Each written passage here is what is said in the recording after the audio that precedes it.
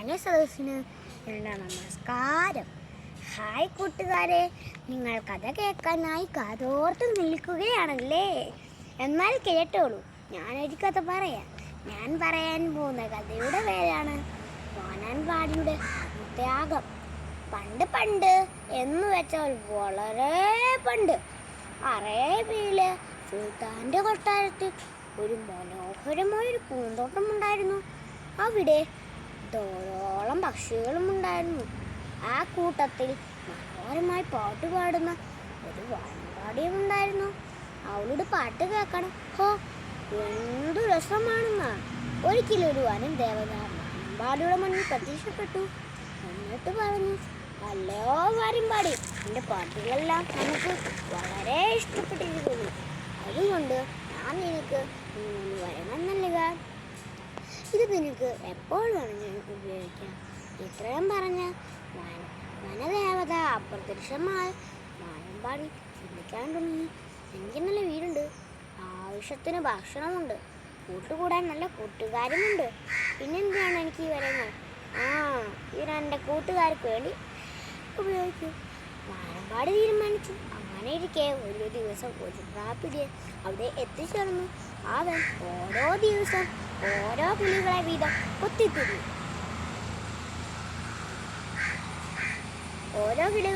കൊത്തിത്തിന്നു. മറ്റൊരു ദിവസം ഒരു ചിന്നിക്കത്താൻ നെൽക്കതിർ കൊത്തിത്തിന്നുകയായിരുന്നു. അപ്പോൾ പ്രാപ്പിടിയൻ ചിന്നത്തൊത്തെ റോഞ്ചെടുത്തു. തത്തമ്മ കീന്ന് കരഞ്ഞു. തത്തമ്മയുടെ കാഴ്ചയിൽ വാനമ്പാടി കേട്ടു. വാനമ്പാടി പറഞ്ഞു, അയ്യോ പാവം തത്ത, അവളെ എങ്ങനെയെങ്കിലും രക്ഷിക്കണം.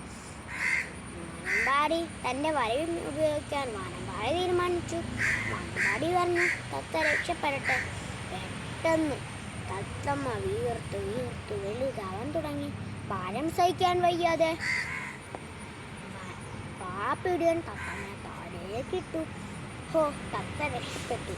മറ്റൊരു ദിവസം ഒരു മഞ്ഞക്കിളിയെ പ്രാപ്പിടിയൻ വാങ്ങിയെടുത്തു. അതിനെയും വാനമ്പാടി തൻ്റെ വരം കൊണ്ട് രക്ഷിച്ചു. 8 വരങ്ങൾ തീർന്നുപോയി. ഇനി ഒരു വരം കൂടെ ഉള്ളൂ. അതുകൂടെ തീർന്നാൽ എല്ലാവരും പ്രാപ്പിടിയൻ്റെ ഇരകളായി തീരും. എല്ലാ കിളികളും വിഷമത്തോടെ ഇരുന്നു.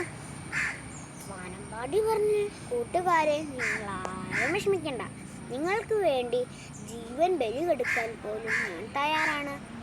ഇത്രയും പറഞ്ഞ് വാനമ്പാടി മറ്റൊരു മരച്ചില്ലയിലിരുന്ന് മനോഹരമായി പാട്ടുപാടി. ഇതുവരെ പാടിയ പാട്ടുകളെക്കാളും വളരെ മനോഹരമായിരുന്നു അത്. അപ്പോൾ പ്രാപ്പിടിയൻ അതുപോലെ വരികയായിരുന്നു.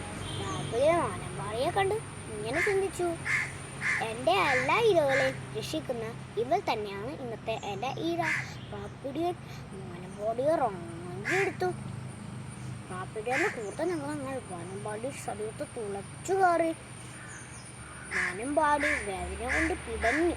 അപ്പോഴും വാനമ്പാടി മനസ്സിൽ അങ്ങനെ ചിന്തിക്കുകയായിരുന്നു, ഇനി ഒരു വരം കൂടെ ഉണ്ട്. അത് എനിക്ക് വേണ്ടി ഉപയോഗിക്കണോ അതോ എൻ്റെ കൂട്ടുകാർക്ക് വേണ്ടി ഉപയോഗിക്കണോ? വാനമ്പാടി മനസ്സിൽ പറഞ്ഞു, എൻ്റെ മാംസം വിഷമുള്ളതാകട്ടെ. പെട്ടെന്ന് വാനമ്പാടി പിടഞ്ഞു മരിച്ചു.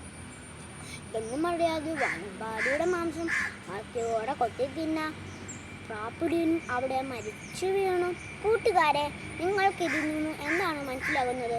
നമ്മൾ നമ്മളുടെ ജീവൻ ബലി കൊടുത്തു നമ്മുടെ കൂട്ടുകാരെ സഹായിക്കുന്നതാണ് ഏറ്റവും വലിയ കൂട്ട്. നമ്മുടെ കുഞ്ഞു ഹൃദയത്തെ ദൈവം വാനമ്പാടിയെ പോലെ ആവാൻ കാക്കട്ടെ. Thank you.